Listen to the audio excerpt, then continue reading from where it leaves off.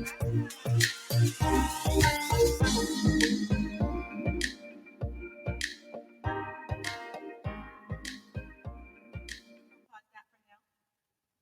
So can you believe it? It's episode 10. Number 10. Yeah, I can't believe it. Like I made it this far, and we've made it this far.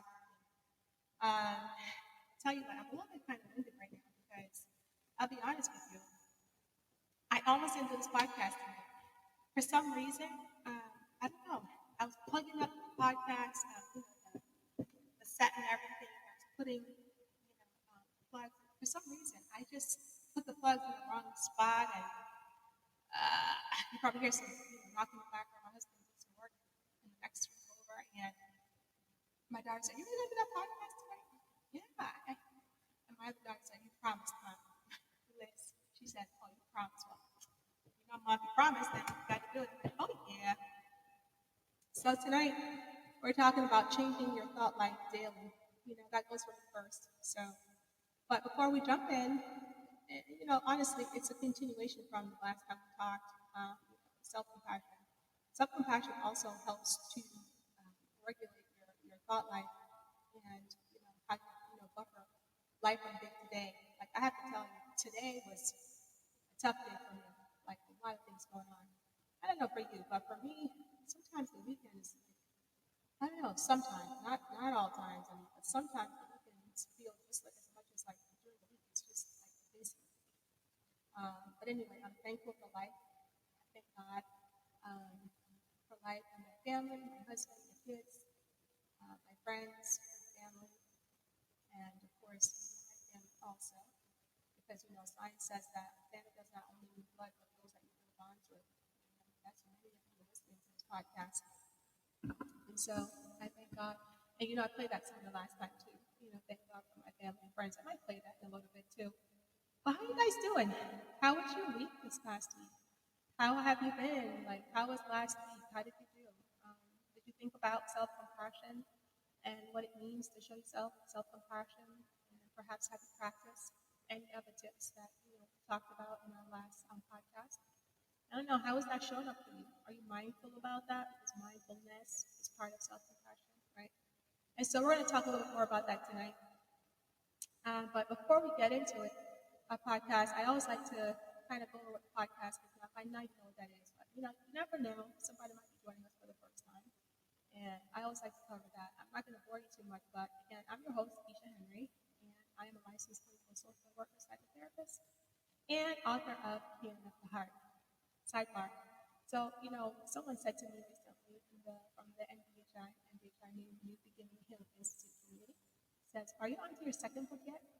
And I was like, I was so flattered, like someone actually, feels that good about the book, Healing of the Heart, Lessons from My Journey. This is how the podcast got started in the first place.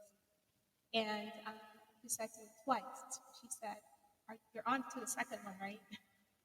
And that really, really touched my heart because, number one, I never even saw the first book. And I remember 2 years ago, another lady from the community said, "I know you're going to write a book one day." And I just, sat in my chair, supporting her, and she's pouring into my life, saying, "Hey, you're going to write a book one day." And I'm like, "I might." And during that time, I actually was writing the book. I just didn't say anything. What? I was nervous. I was shy. But anyway, so sidebar, Healing of the Heart came out of my own story. And a story that is, I would say, it mirrors a lot of the stories that I hear, working and supporting women in the office and in groups and even outside the office, And so I'm so thankful, honestly. What I get to realize, and I hope that you're realizing this too, is that even though we experience difficulties in unique ways, that we're not alone and that there are other people out there like us, and they have their stories in a different way, but we can relate to each other. And I think that helps us to grow and helps us to become better and helps us to know that we're not alone. That's important. So that's who I am, partly. And so the other part of that is I'm a mom, I'm a wife, and so funny, I was walking in the garden with my husband yesterday. Yeah, Friday. We actually had lunch yesterday. And I said, "Oh my goodness, it's August 18th this year, will be 20 years. I cannot believe it, honestly." I said, "Where has the time gone? 20 years. It's been a long time." And it doesn't feel like that, honestly. He's my best friend. I'll be very honest with you. One of my relatives always says she acts like she's like the first lady or something. She doesn't go anywhere without Joe. She acts like she's Mrs. Obama because if Joe's not going, Keisha's not going. The point of it is that we're close. We're very close. We're close like that, and I'm thankful. So yeah, I'm a wife and a mom, and I think I cover everything. Yeah, and I also teach. I teach at work. I teach at the local college, and I get to learn a lot. That may sound like, whoa, that's a lot. Much is given to whom much is given, much is required, and I'm thankful for the opportunity to do it. The older I get, and I'm having a birthday coming up in March. The older I get, I realize that what we do is not so much about a title. It's more about service, honestly. It's more about, why we're here. Often here we talk about purpose, and it's why we're here. If you're listening, I really want you to, kind of clue in or, lean in, as the saying goes, about the purpose. Because honestly, I was listening to a meditation today that, you live once and you die once too. So, what will you do from the moment you're born, that dash into the time when, you will expire?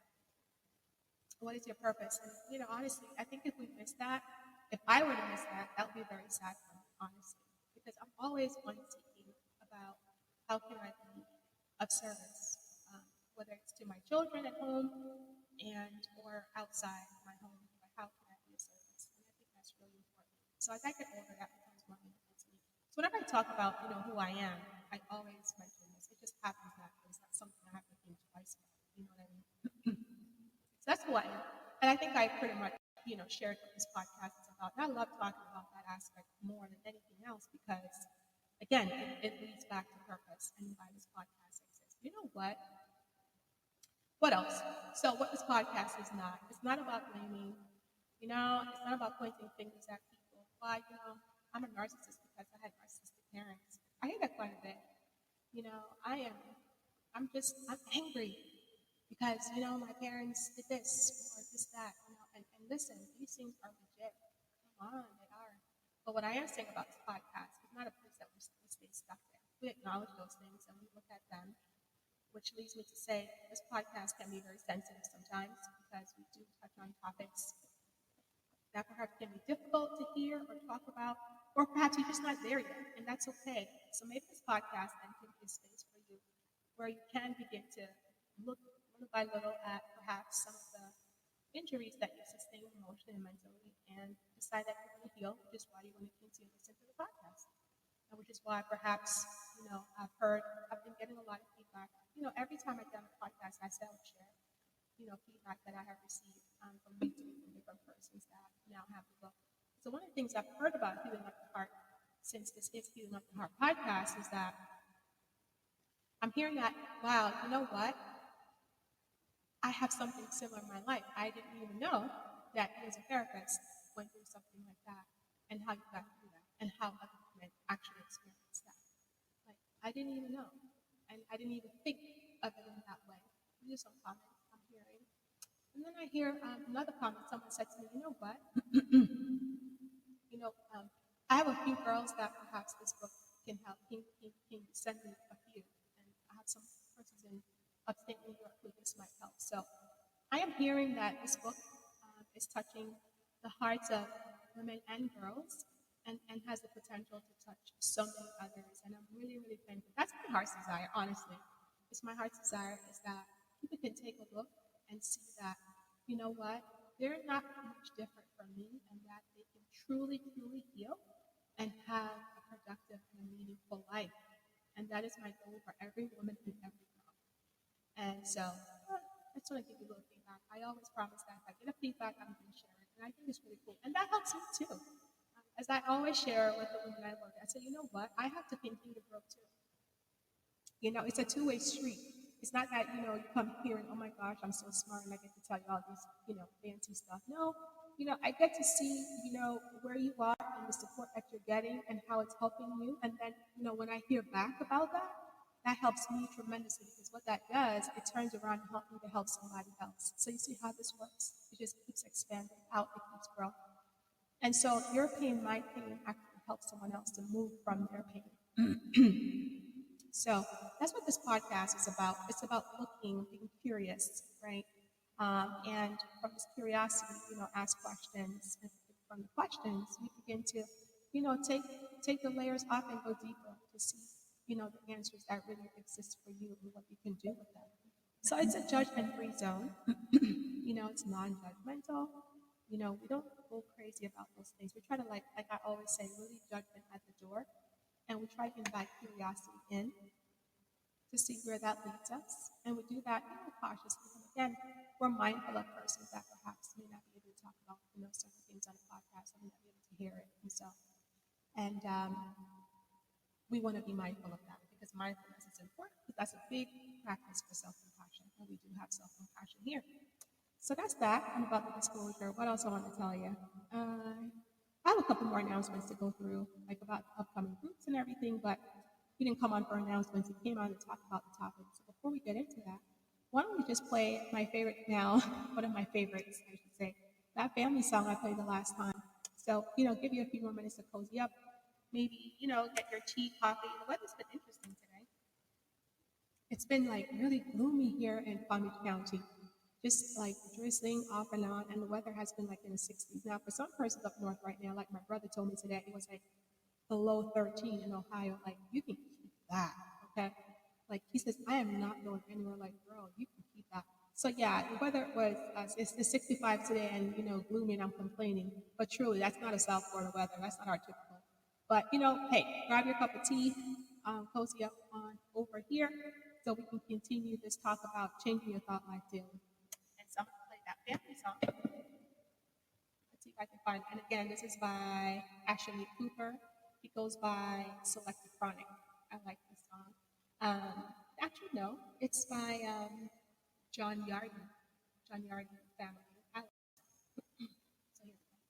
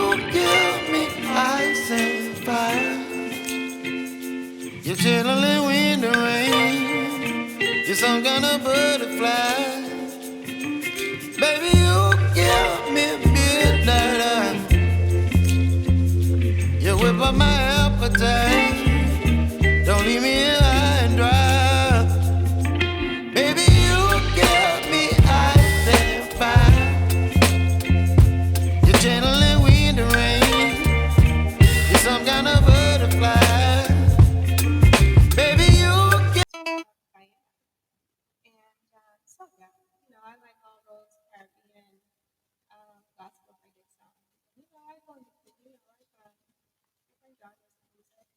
Sometimes when I first started podcasting, I played, what's his name? I forgot his name. Oh my gosh, I love him. That there's that night. There's not that future.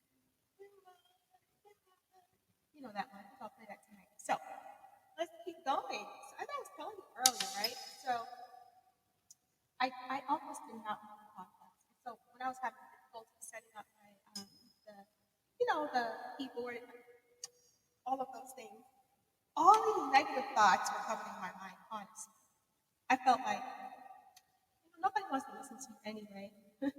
Don't even bother wasting your time. Hardly anybody comes on. Maybe one or two here. These are thoughts that were running through my mind, and I almost did not come onto the podcast. And then my husband's working next door, and all kinds of things going. But then I remembered, a few things. Number one, look at the topic for tonight: changing your thought life daily. Changing your thought life daily. And so obviously that goes for me. None of us are truly exempt from having negative thoughts. None of us. We are all prone to it. For some of us more than others, many more times throughout the day than others. Some of us have minds that are just busy, just busy. Not focused on anything in particular, but if you check it, even though you're really not able to pinpoint what your focus, what your mind is running through your mind, if you really slow down long enough, you'll realize that it's mostly negative. Okay? My laptop just kind of paused. So to begin this, I want you to thinking about a couple things I'll be thinking about. Number one, what is my focus on daily? Seriously, when you wake up in the morning, so three things I want you to focus on tonight's podcast. Number one, when you wake up in the morning, well, I should actually back up. And I ask this when I'm working too. Before you go to bed at night, what are you doing? Are you watching TV? What are your activities before bed? Right, we're talking about changing your thought life daily. What are your activities an hour or 2 hours before bed? So that's the first question to you. What are your activities 1 to 2 hours before bed? Right? So notice that. Want to consider that. And then notice when you wake up in the morning. What are you thinking about when you wake up in the morning? So number one, what were you watching or thinking about an hour or two before bed? So obviously I'm asking how do you close out your day to begin with? And then that will naturally lead into then how do you begin your day? What do you wake up thinking about when you wake up, when you wake up in the morning rather? And then the next question I want you to consider then is as a result of that, if you reflect, well, how is my day as a result of how I wake up in the morning? And then see how this flows around. And of course, then you think about what am I doing before bed, an hour or two before bed. All of this, right, if we don't really pay attention to this, but unconsciously these things are happening. And so what is the quality of our thought life? Again, I say this all the time. This goes for me first. So let me repeat that. So, when you go to bed at night, hour or two before bed at night, what are you doing? Are you watching? What are you reading? What's going into the mind? Right? Because here's the deal. When you go to bed at night, the mind is working out solutions to things. It's just working over, turning over. That's what the science says. It's called REM sleep, rapid eye movement, right? So we even include that in our work, EMDR. That's what EMDR is, rapid eye movement. That's part of the stimulation in EMDR, which is eye movement desensitization reprocessing when we're doing trauma work. But so at night, you're having some of that happen. REM, the brain is working, unconsciously working things out. So think about this. What are you thinking about? What are you taking in before you go to bed? That's important stuff, right? So when you wake up in the morning, well, you're going to wake up with those things. You wake up with answers, or you wake up with more confusion, or you wake up with just a mixture, disharmony, if you will. I like to use that word quite a bit because that's what really happens. People always say, well, what's neurosis? Well, you know what neurosis is? Basically, it's inner conflict. It's inner conflict with yourself. And so that's what neurosis is. And when you have inner conflict that you cannot resolve, then it's necessary to go speak to someone professional to help you to sort out this disharmony. So tonight, let's kind of do some of that now, right? So, you can help yourself. Even if you still need to speak to someone professional like myself, at least you have some tools to help yourself along, okay? So that's the first, those are the three questions rather. What are you taking in before you go to bed? What are you watching? What are you listening to? Right? Remember, REM sleep is happening. And then when you wake up in the morning, gee, throughout the middle of the day, gee, and back at night again before you go to bed. Again, this goes to me first. So your thought life really matters. So just to prove that point, though, I have an article, a research article. Yes, everything I do is based on research. I had someone say that to me, gee, every time you say something, the research said, well, true, the research really does say. If you're going to, listen, if you're going to do this work, okay, I mean, when you go to your doctor's office, you don't want them just giving you stuff because they think it's going to work. No, they have research. They have theory with some specific outcomes, right? That says, hey, this can really help you, right? So here's this research article. It says, this is the title, Psychological and Physiological Effects in Plant Growth and Health by Using Positive and Negative Words. And this article was published in June 2021, Volume 8, Issue 1, from the Department of Doon University in Dehradun,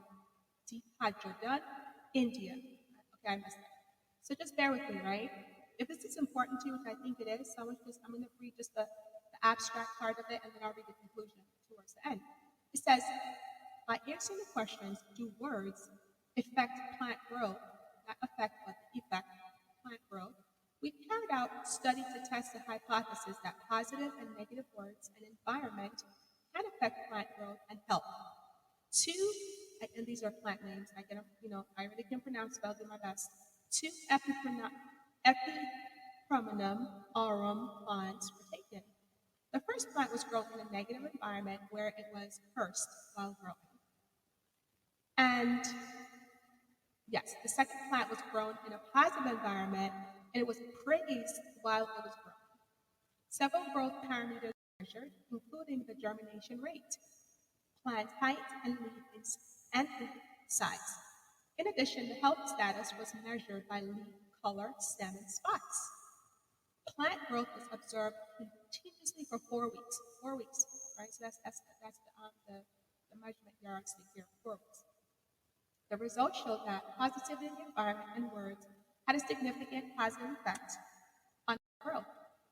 Plant seeds under the influence of the positive words had a higher germination, right? So that means they were able to grow.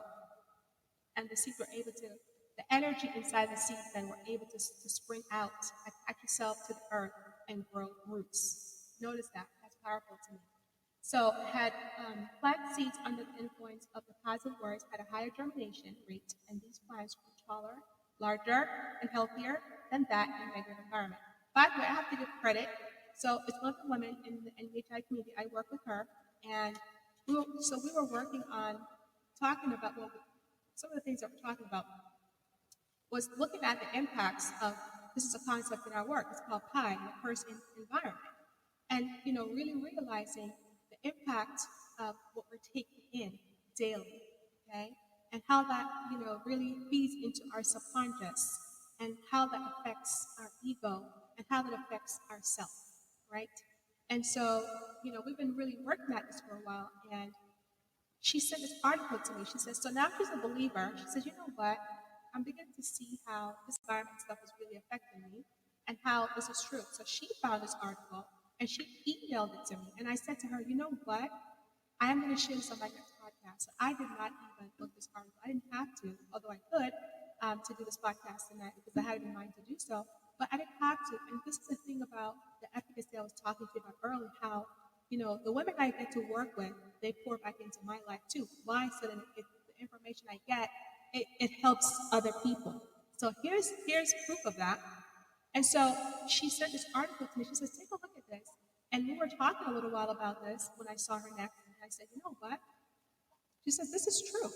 It is amazing how when you're in an environment where you're constantly hearing, so the things you're taking in. So what are some things you're taking in at night in your environment? It's not just the TV. It's the people who live in your home. It's the people that you're talking to. These transactions, if you will, they really affect our thought life and they affect our productivity. Unconsciously, we make decisions based on the things that we've heard and the things that we take in, and that the brain actually have come to believe over time. It's a really powerful thing.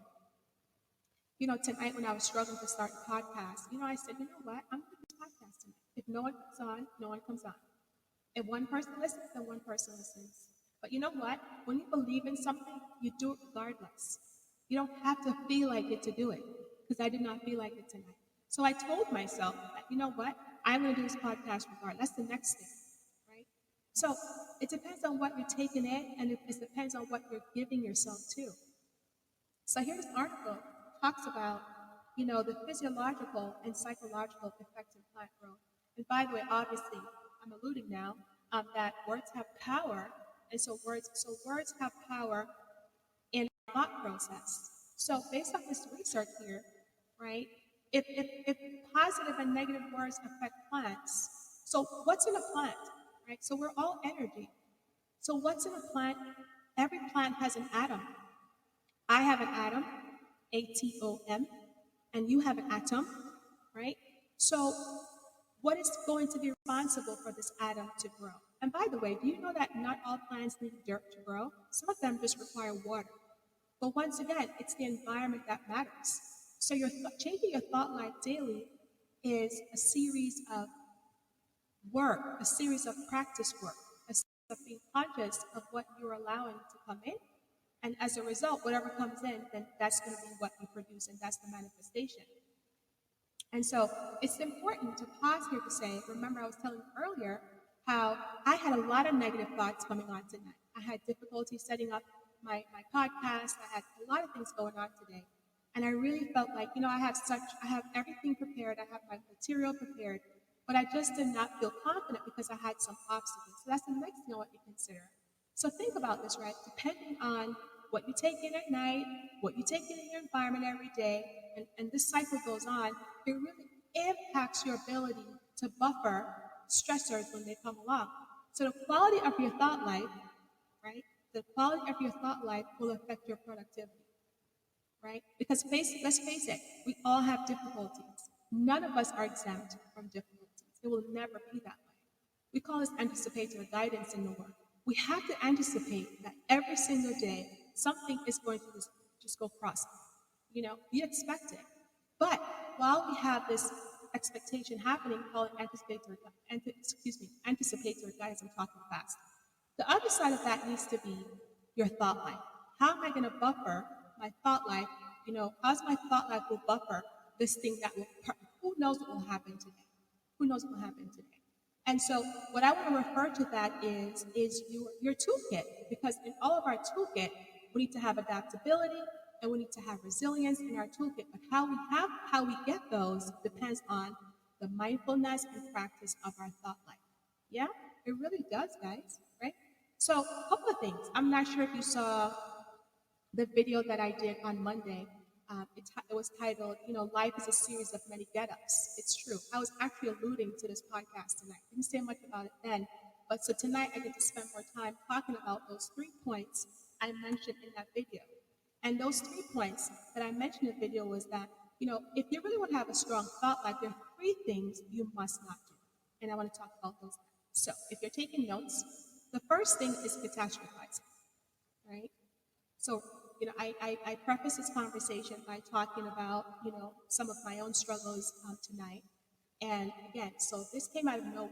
Once again, life has a lot of surprises.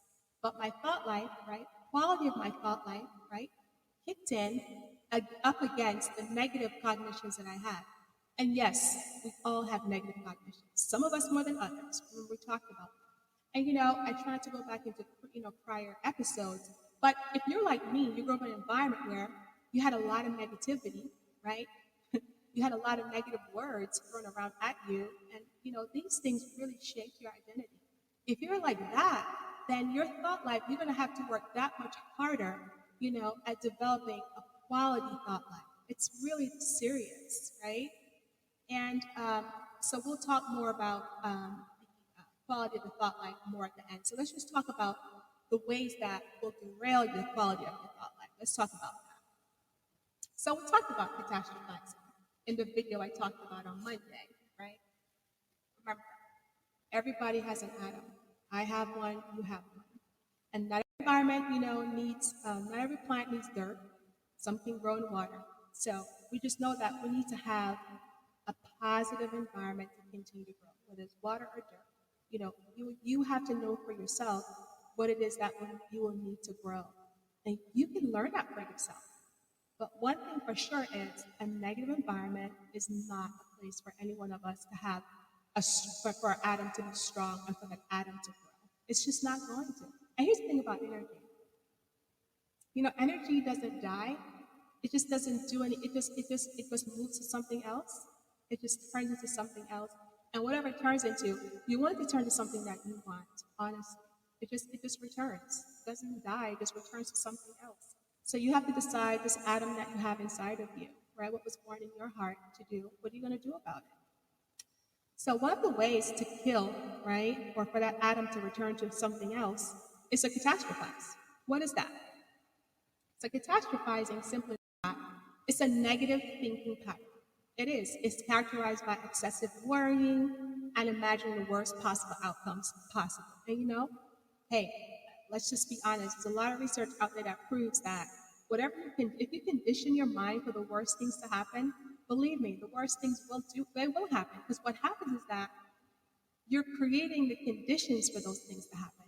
Think about that. That's a powerful one for me. If you think you're going to have a bad day, you're going to have a bad day, right? Remember, we all know that there's negative and positive energy in the world, or negative and positive forces. It's just how it is. How do I know? Well, because, it's not sunny every day. Again, I talked about that on Monday. If we had all sun, we'll have all desert, right? So we have to have a balance. You have to have forces. We have to expect it, that is what I'm saying. You can't have all rain. Well, if we had all rain, like I said on Monday, we'll have a second flood. And I told you I'm a brand new swimmer. For the past 7 years, I would literally drown. The point I'm making here is that we have to have forces. We have to have obstacles. So you can expect the obstacle, but the obstacle also knows that there are other forces like us that will continue to push forward. So catastrophizing, having a negative thinking pattern, all that simply does is bolster the negative forces, and that's what we don't want. So what does catastrophizing look like? Well, you imagine the worst outcome. You start to have imagery, So once you have imagery, then what comes with the imagery? Then, then you have words and thoughts that go with the imagery. And before you know it, guess what? You're reproducing actions to actually manifest those imagery and those thoughts. Isn't that something? If you pause for a second and think about that, think about that. Think about the last time you had a negative imagery about something or negative outcome that you feared. That goes for me too.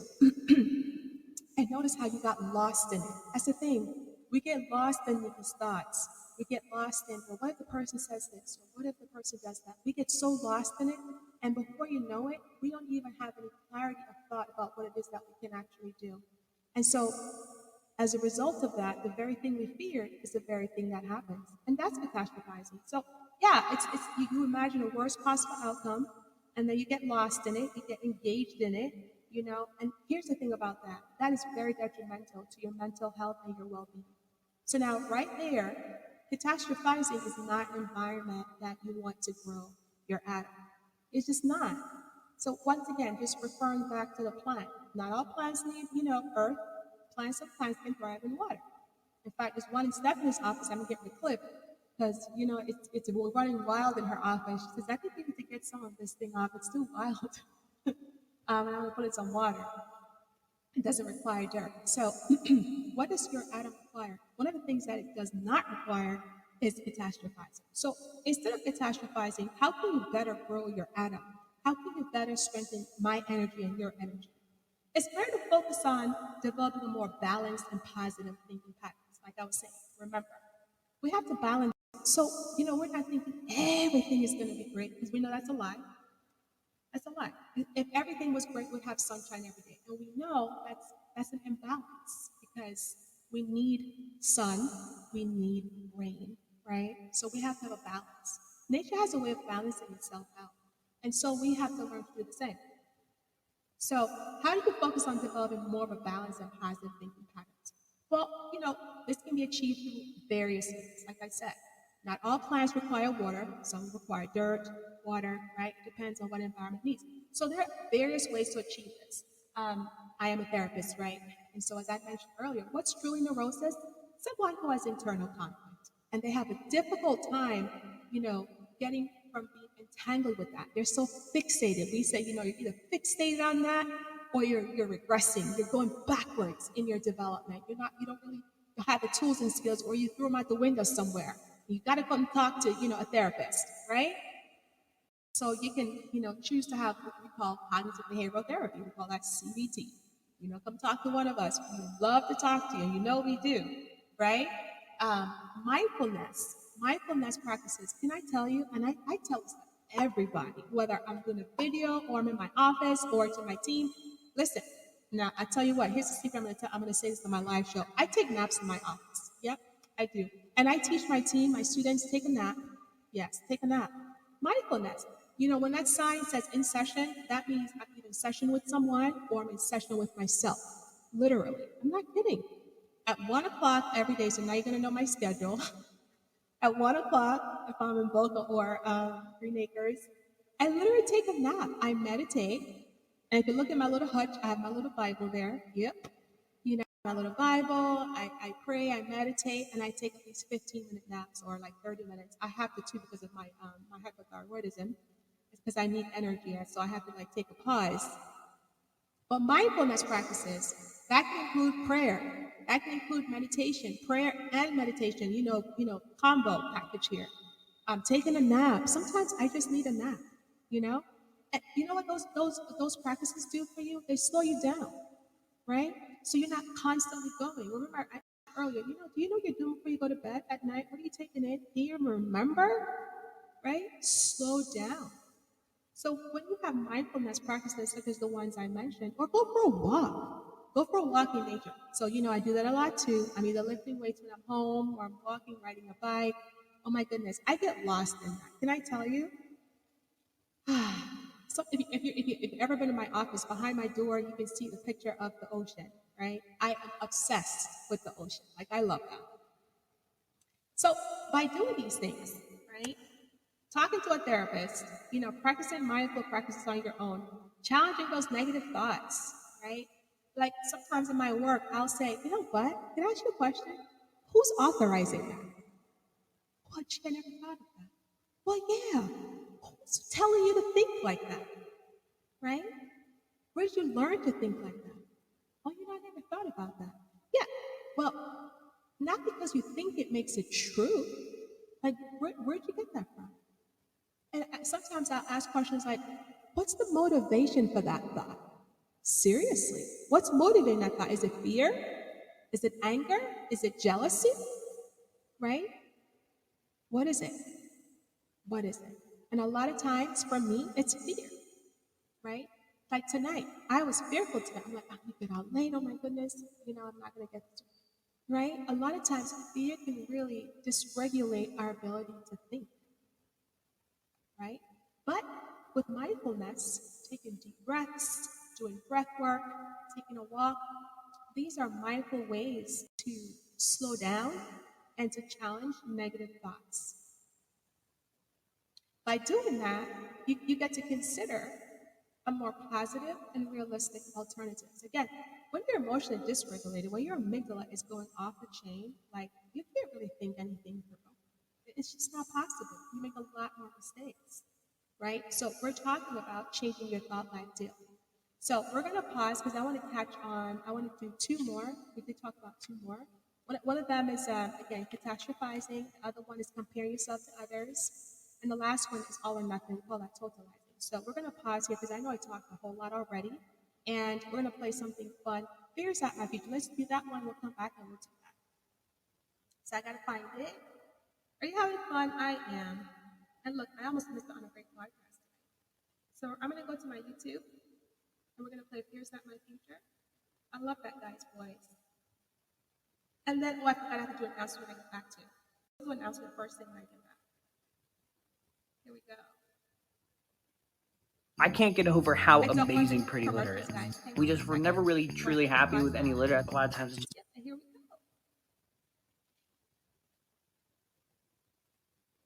And you know what? I'm not even going to edit that part. I'm just going to let it be raw and natural. So you can just, I hope you didn't hear too much of the commercial. I figured it out.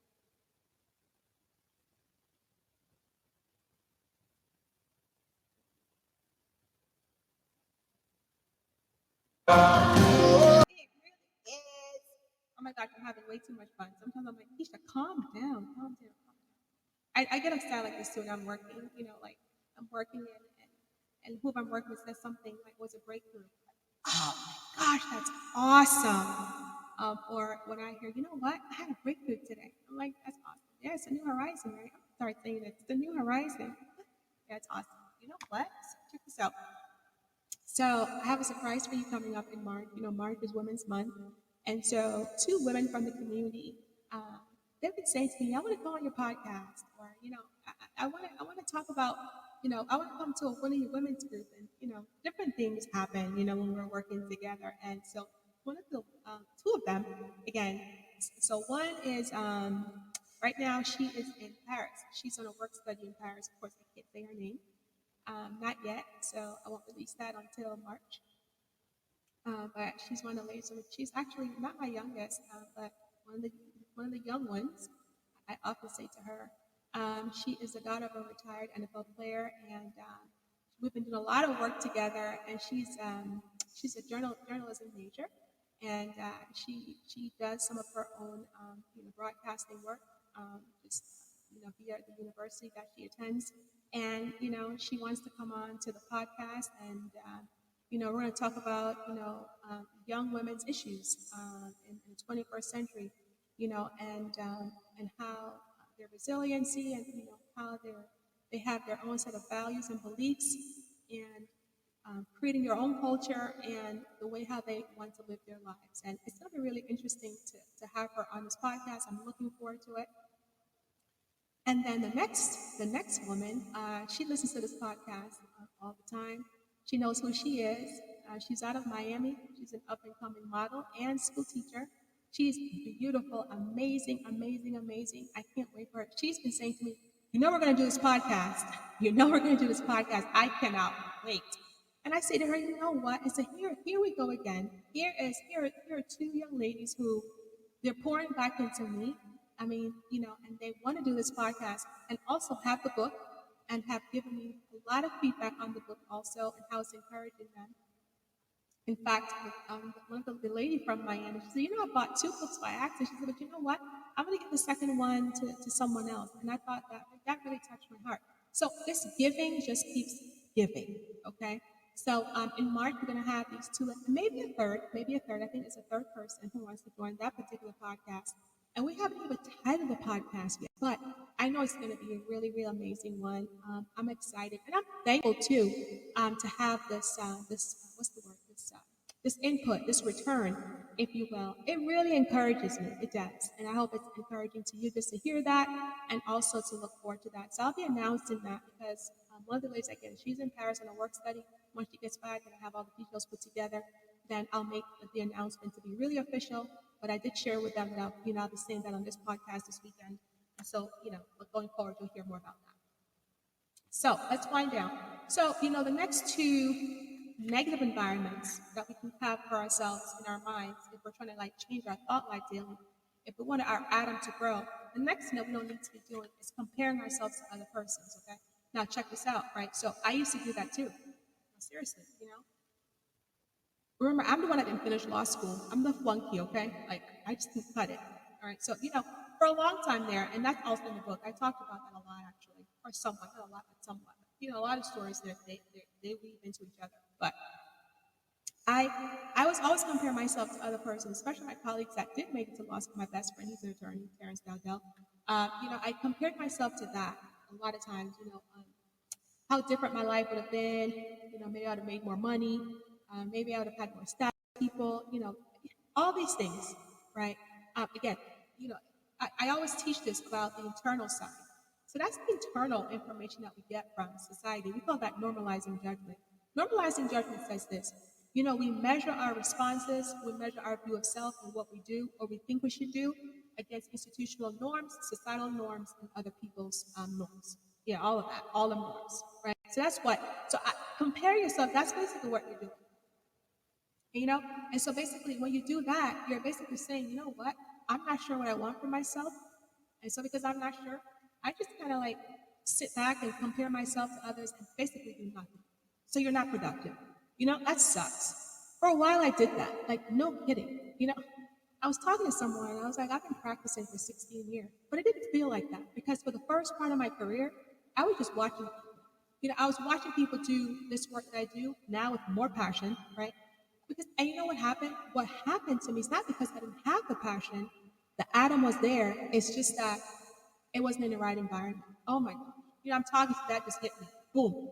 I was just, I don't know. I was not in the right environment, right? I just didn't have what I needed.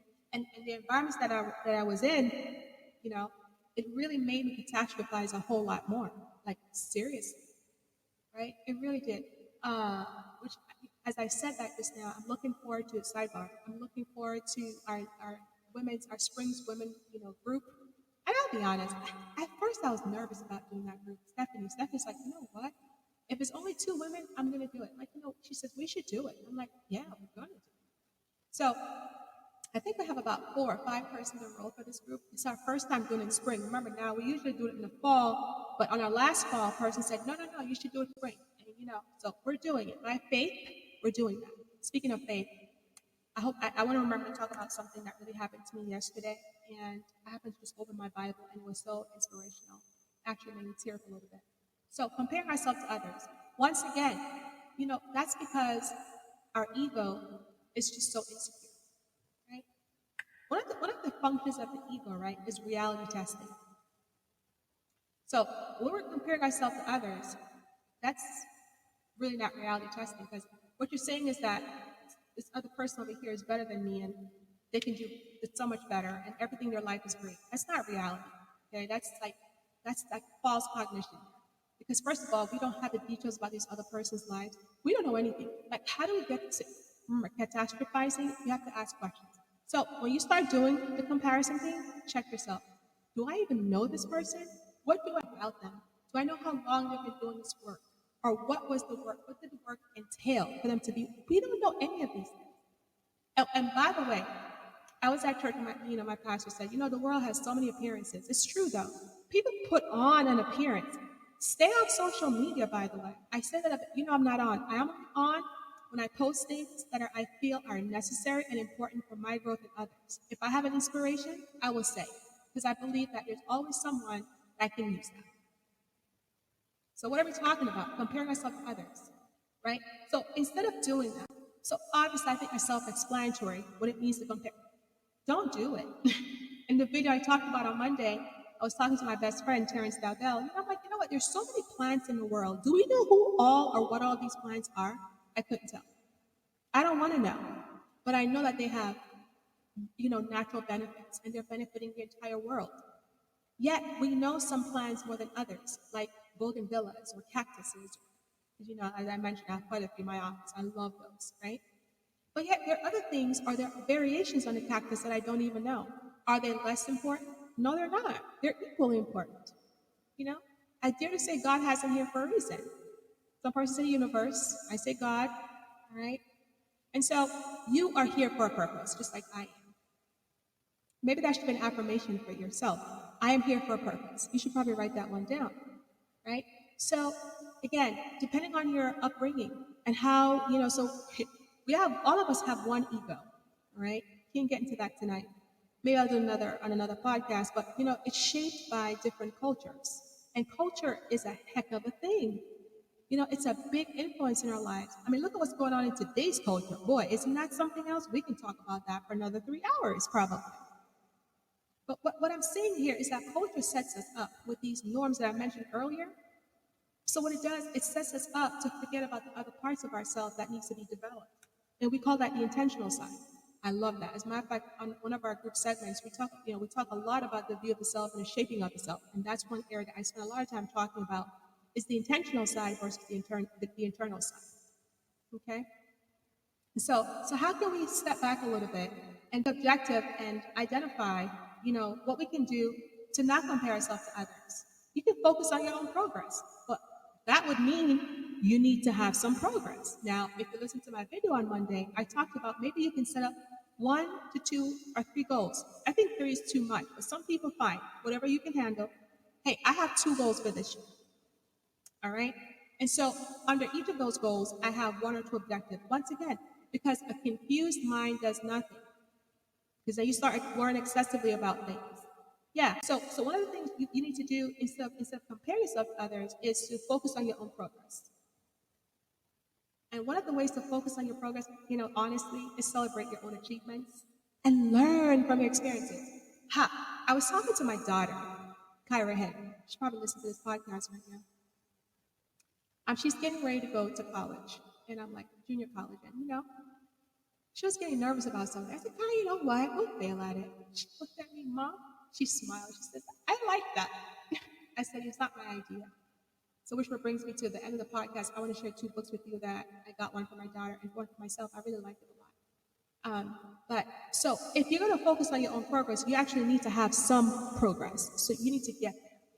But the idea is if you compare yourself to others, you're wasting time, you're not being productive. You're not going to learn anything. You learn nothing from productivity. I saw this saying somewhere. It says, consider consider the process your outcome. I really like that. Consider the process to be your outcome. So whatever your process is, getting up in the morning, going to the gym, hey, that's a process. Consider your outcome. I got there. I want to pray more. Getting up at 5 o'clock. Getting up is your process. Then you actually pray. You know what I mean? So consider your process to be your outcome. This is amazing. I think that is like, man, I get very worked up when I think about those things because it's true. So changing your thought life daily, right, is what we're talking about. And so if you want to change your thought life daily, do not compare yourself to others. Do not do it. Focus on your own growth. Set it up to where you can have something to focus on. Again, one or two goals underneath each of those, put objectives, and work them every day.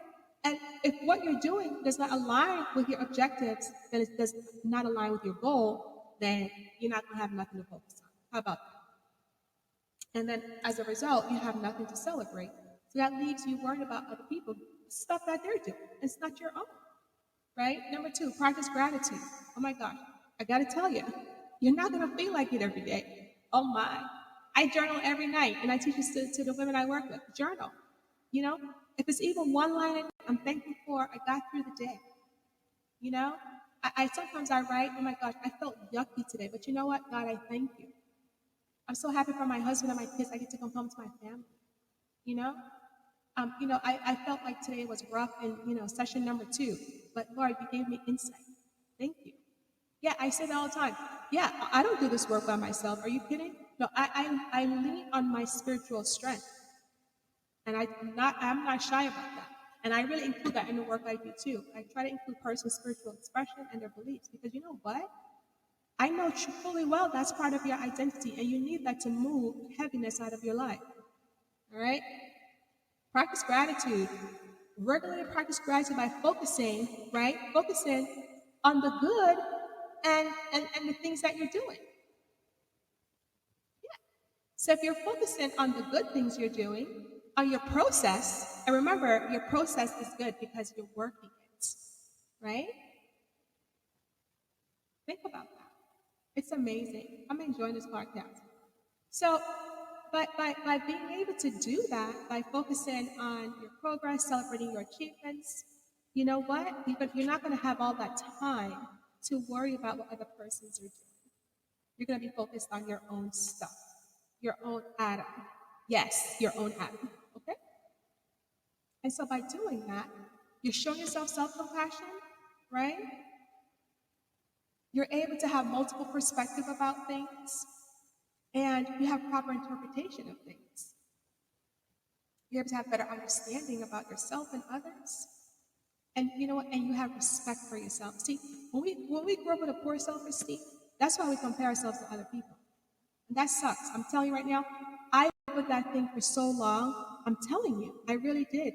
And it's almost like I depended on other persons to make me feel good. That is never a place for you or for me. It's not.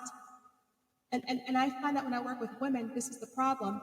And that's why sometimes as women, we end up having the wrong men in our lives.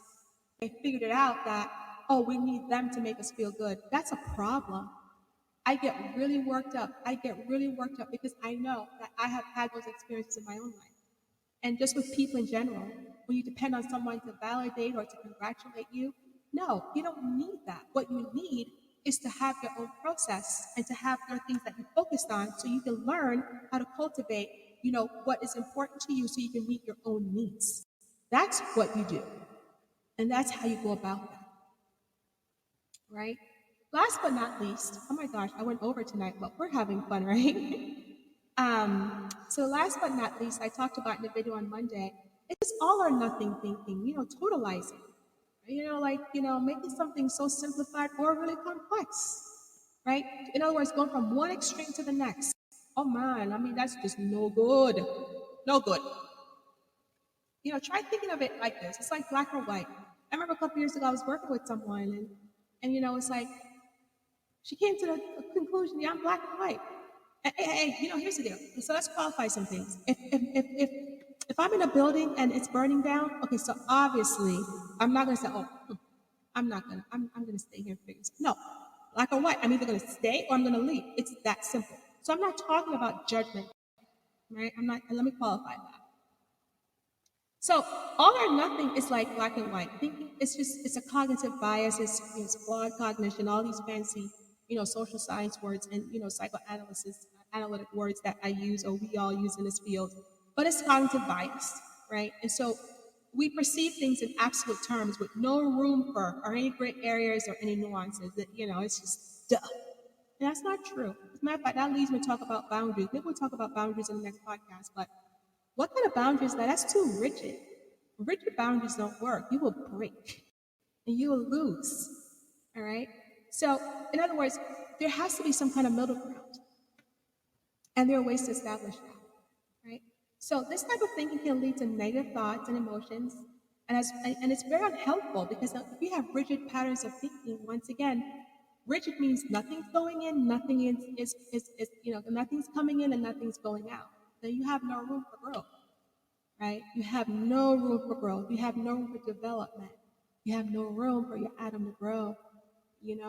So changing your thought life, right? So in other words, having a middle ground, and once again, having the ability to question things, right? Having the ability to have a balanced way of thinking about things. So these are some helpful things to think about, in terms of having a quality, positive thought life. And as I mentioned from the very beginning, we have to balance things. There are negative forces in this life. We live in a fallen world, as my husband says. It's true, right? Can you expect not to have hardships? Can we expect not to have negative cognitions? No, they come at us like all the time throughout the day. In fact, the research shows that more negative thoughts and more negative interactions come to us than positive ones. So we are very heavily influenced by negativity. And another thing too, as I mentioned before, stay on social media. Stop watching other people.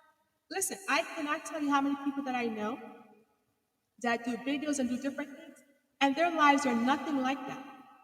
They're not. They're not living that example of life. They don't have those things going on in their lives. But they present that way on social media. Like I always teach anyone, I cannot teach you something that I'm not practicing.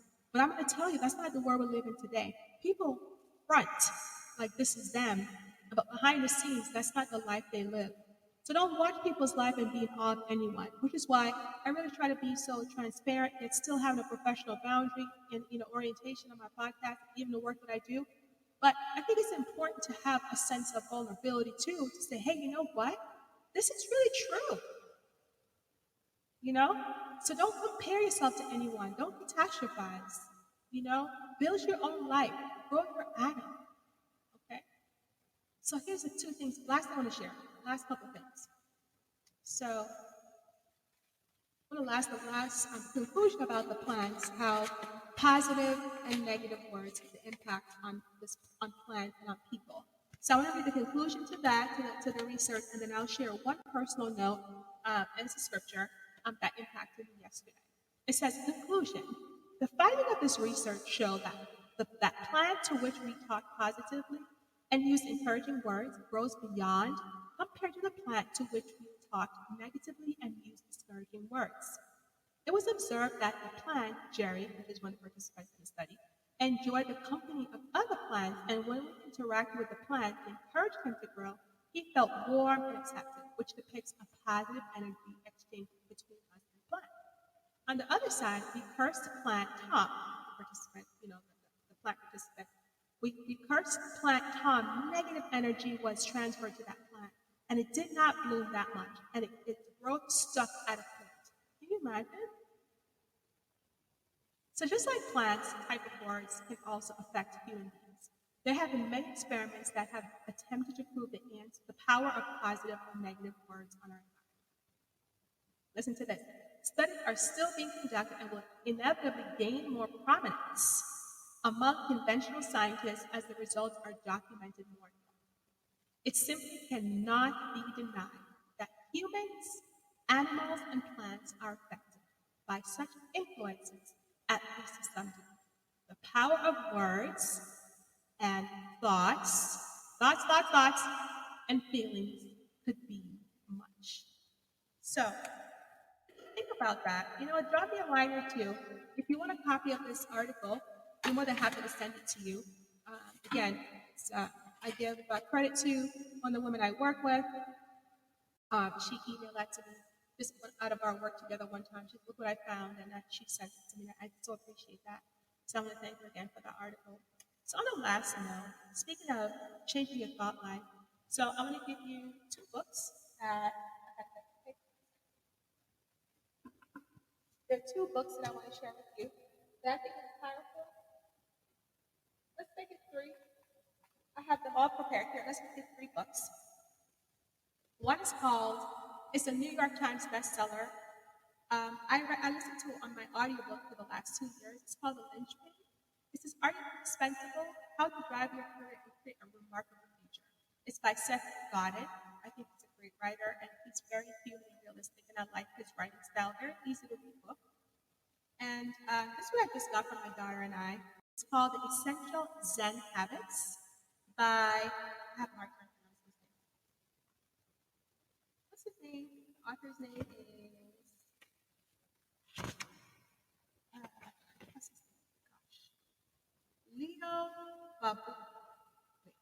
Leo Babota. Babota. Leo Babota.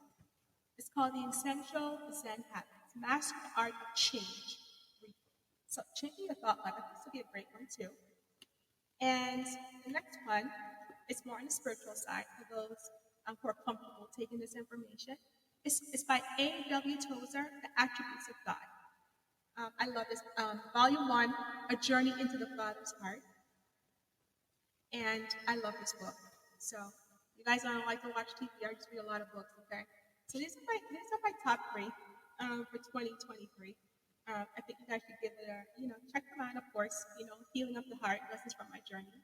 My first book. And of course. And even when I read my own book, can I tell you, I still tear up, honestly. And so last but not least, so this week, I had something difficult that my husband and I had to go through. And I felt very discouraged. I did. And my faith was very tried.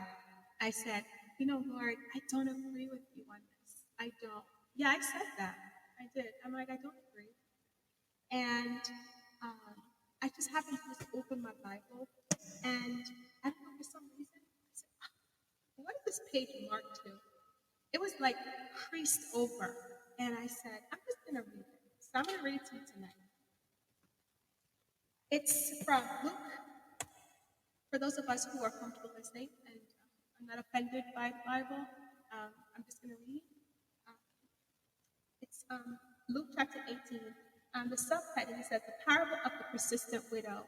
So this is an area for growth for me to continue praying and to strengthen my faith. I can have a quality thought life, even when obstacles, when negative forces come. This is what I open my Bible to. Luke chapter 18, verses 1 to 8. It says, Then he spoke a parable to them, that men always ought to pray and not lose heart, saying. So then he tells the story. There was in a certain city a judge who did not fear God nor regard man. I said to myself, wow, aren't we living in those times today? Now there was a widow in that city, and she came to him saying, "Get justice for me from my adversary." And he would not for a while. But afterward he said within himself, "Though I do not fear God nor regard man, yet because this widow troubles me, I will avenge her, lest by her continual coming she weary me." Verse 6. Then the Lord said, "Hear what the unjust judge said. And shall God not avenge his own elect who cry out day and night to him, though he bears long with them?" Verse 8. This is the verse that got me. Yeah, this is when the tears came. "I tell you that he will avenge them speedily. Nevertheless, when the Son of Man comes, will he really find faith on the earth?" I was so convicted by that because in my moment of testing, my Adam kind of like said, "Are you gonna believe? Are you gonna doubt?" And I doubted. That negative force came, whoop, and I felt it. Sometimes things will come and pierce your armor that will want you to have negative thoughts. But I had to take a step back. I had to go into one of my mindfulness practices, which is I had to pray, and I opened my Bible, and that's what opened before me. I don't know how I creased that part. I don't even know how it happened. But I went looking for a way of taking care of myself. So I want to end this podcast by saying, you will have obstacles. You will have things that come against you that will try to derail you and try to have you have develop rather a negative thought life. But you can change your thought life daily by mindful practices and considering those concepts that I went over with you tonight. Again, if you like any parts of, if you want me to sing the name of the book or want me to send you the article or anything I mentioned tonight that I perhaps went over really quickly, feel free to drop me a line. You have access to my podcast information. And I look forward to our next podcast, which will be on the 18th at 7 p.m. Thank you so much. And we're going to go out playing Family, Family. I like that song. I can't even sing it right. I can't even sing it right, guys. But I'm going to play that. You're my family. And then we're gonna end it tonight. Again, let me know if you have any questions, any feedback. So here we go. So you know what? Let's do kind of